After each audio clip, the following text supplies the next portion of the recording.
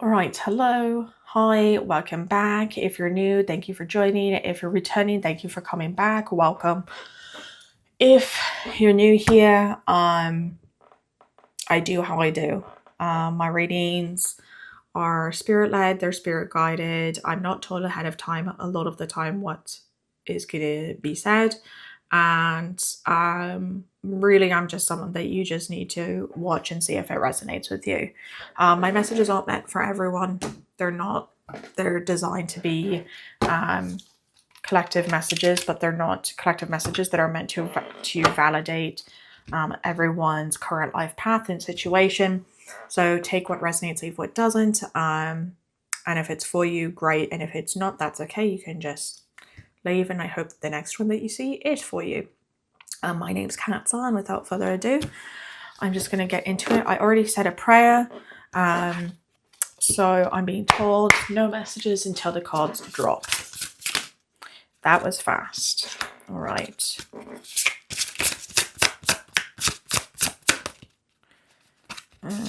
Interesting. And actually, this deck, I don't think.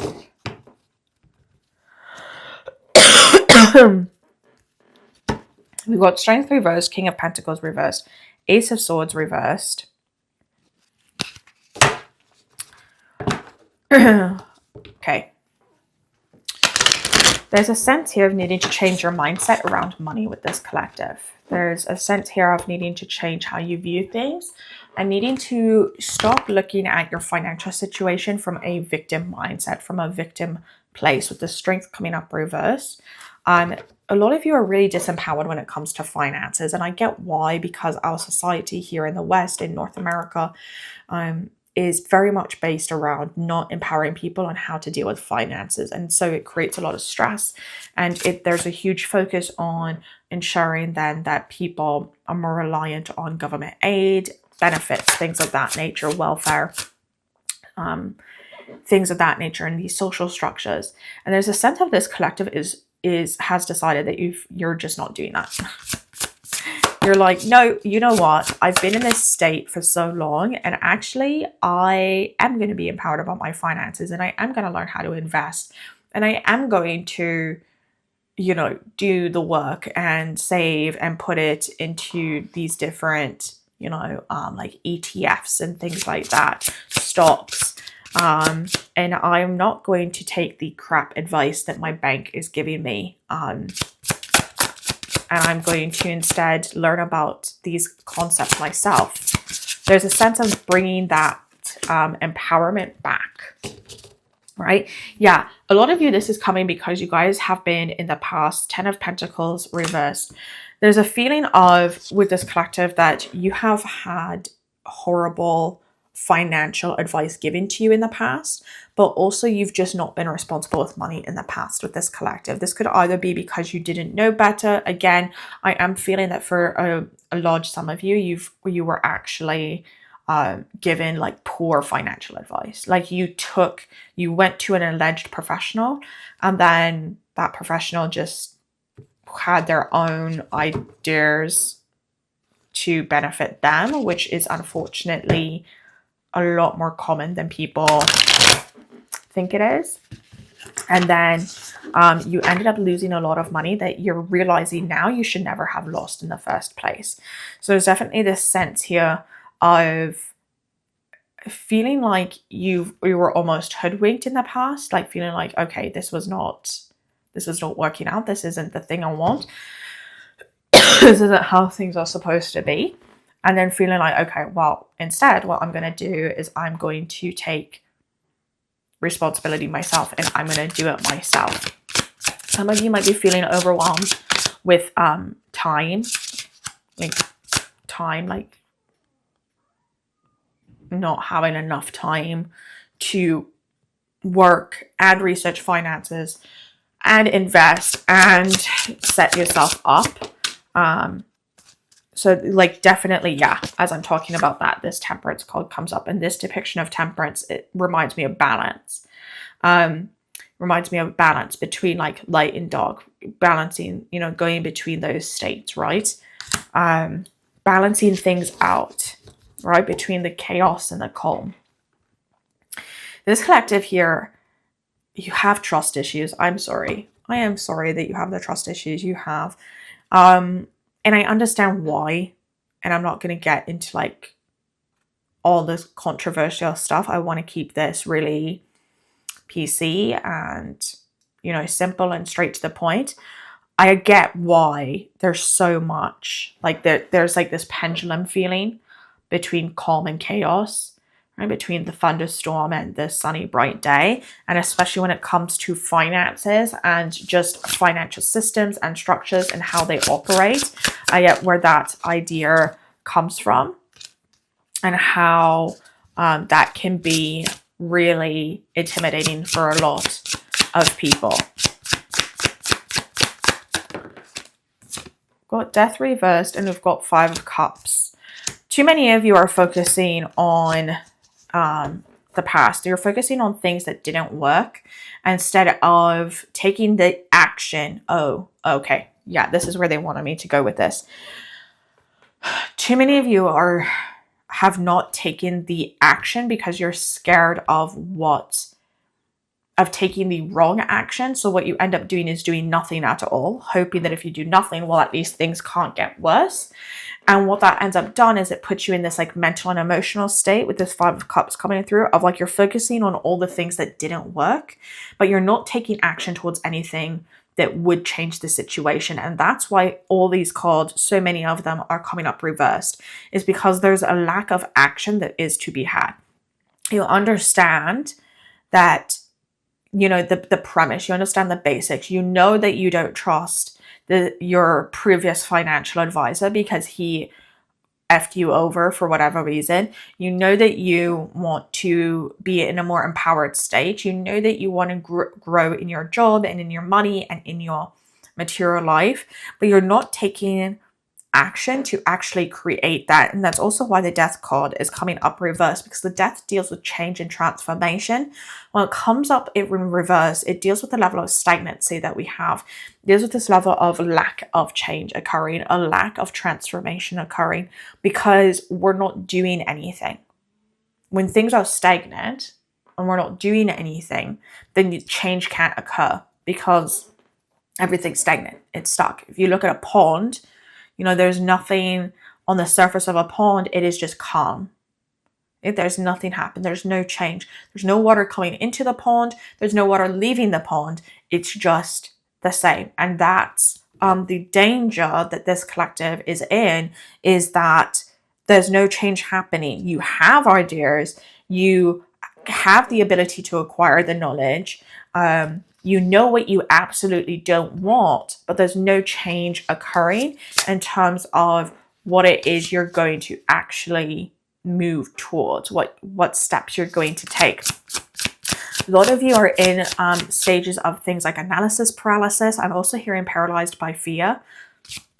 For some of you, that might be applicable as well, of this feeling of just like fear, anxiety, not moving, not being able to move forward because things are just, it's too much. Like there's just too much and you're too much in your head and you're not, again, not taking action. When you're so much in your head and you don't take physical action, you end up in this state of internalized chaos here. You end up in this state of then, I don't want to say it's analysis paralysis because it's not so much that you're analyzing. It's just a state of being in this freeze mode, basically, where your nervous system kind of almost shuts you down. And that's what I feel like is happening with this collective, is like your nervous system is basically causing you to almost shut down because you haven't taken action for so long. You haven't taken steps to change the circumstance for so long. I'm hearing also, well, but I've been trying. And here's what I'm going to say to the people who immediately are going to go, well, I've been trying. Researching and knowing things is still not an action. Okay. An action, it requires a physical change to occur. It requires something that you're doing that's different on a physical level that you haven't previously done.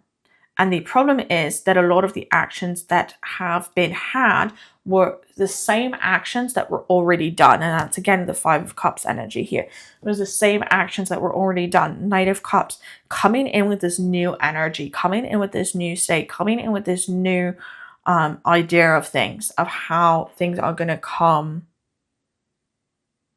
to be. Some of you are going to meet, like have new relationships, like, and this doesn't necessarily mean that it's going to be romantic, but some of you are going to have new relationships in terms of like, this person's going to come into your life and is going to give you a lot of really good advice. But again, you're not going to be able to see new people and have those relationships if you're not putting yourself out there to meet new people so that you can have access to this knowledge. I'm getting this feeling with this collective that this collective also spends a lot of time inside online. Like there's really this feeling of like shut away and like, well, I'll do everything myself and the answers are all online and I can research everything. And to an extent that's true, but that also places you mentally in a state of naivety where eventually you're going to realize that the way things are depicted online is not a proper representation of how they function and operate within the physical, within reality. Knight of Swords, Nine of Cups reversed. Yeah, Nine of Cups reversed is not getting where you want to be. Not receiving everything that you think you should be receiving. Not receiving what some would call your just rewards. Okay, that's this Nine of Cups energy coming up here.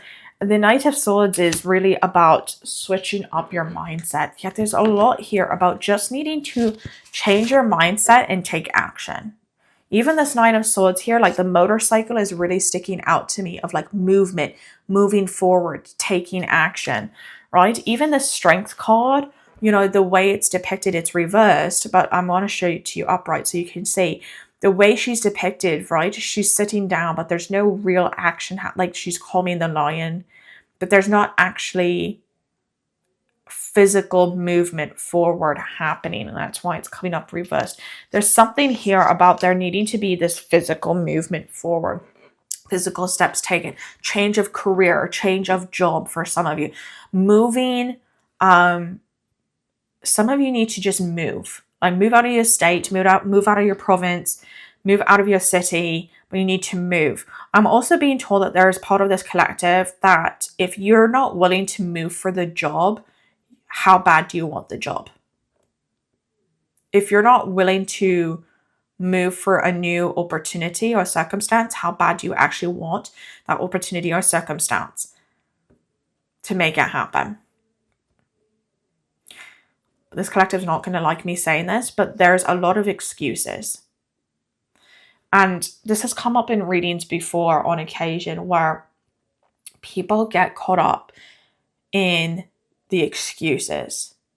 There's a lot of excuses. There's a lot of things, you know, and people don't recognize the difference between a reason and an excuse.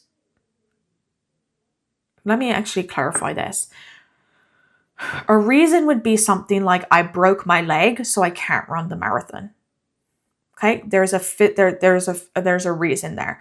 An excuse would be I'm worried that I'm not going to complete the marathon in time, so I'm not going to do it.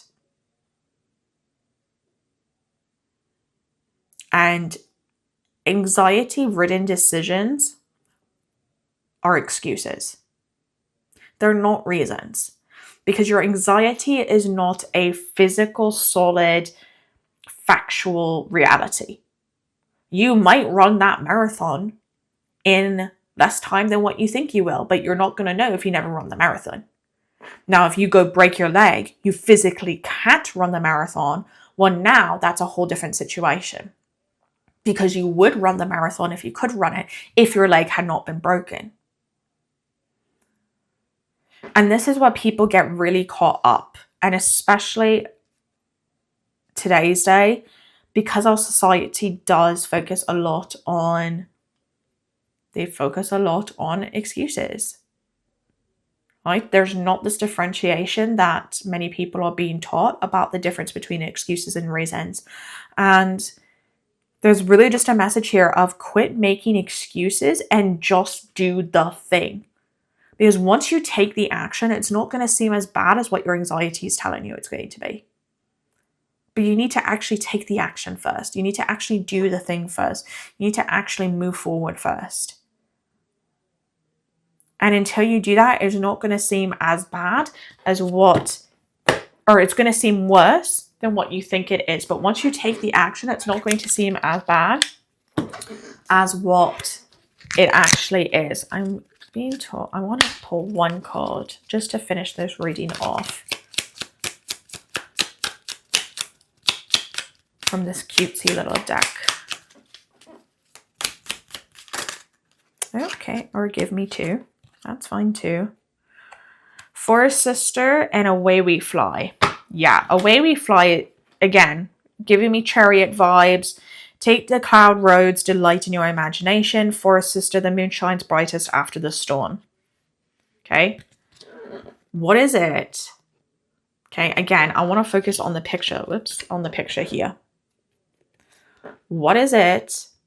What's this movement? There's movement. Okay, again, this motorcycle's really sticking out to me. And then we've got like a little chariot motorcycle in this card. So there's definitely this sense of needing to move, needing to take action, needing to physically move your situation, go somewhere, change things up in some degree, in some way, right? Away we fly. You have to fly somewhere. You can't just go nowhere, and you're flying somewhere to a place, right? Ground yourself. Anytime something along trees or forest comes up for me, it's immediately about grounding. It's immediately about taking all that anxiety and that energy and getting real with yourself about, okay, I have all this anxiety and all this energy that's undealt with within me, but is that actually grounded in reality? Or is this grounded on this Five of Cups energy of me focusing on all this crap that happened in the past that I'm scared is going to happen again, but is not happening currently again?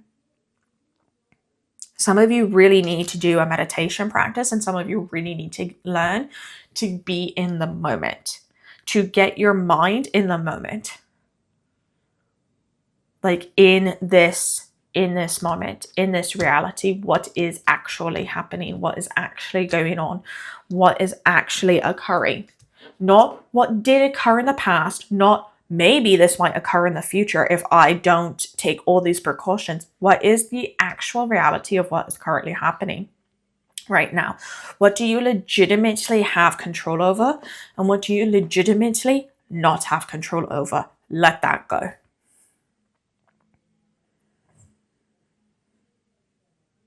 Let that go. It's great to be in your imagination and have dreams, and I'm not here trying to down your dreams if you've got them. That's great. But you need to take action and ground your dreams into reality. You need to ground those things and that creativity into something physical that is tangible, that you're able to alchemize into something new, that you're able to move into something new. And that's where this collective is struggling. And then of course you're going to have financial issues. Of course, because you're taking a lot of decisions. You're making a lot of decisions out of fear, making a lot of these decisions. Excuse me. You're making a lot of these decisions from a place of focusing on where you were done wrong in the past, what happened in the past, and not empowering yourself in the future. Oh, well, I didn't have all these things in the past, so now I'm going to buy them all now. Well, that's probably not the smartest financial decision that you can make. Be mindful of that. That's it. That's all. I'm going to leave it there. The message is in the cards. The message is in this reading. Wish you all the best.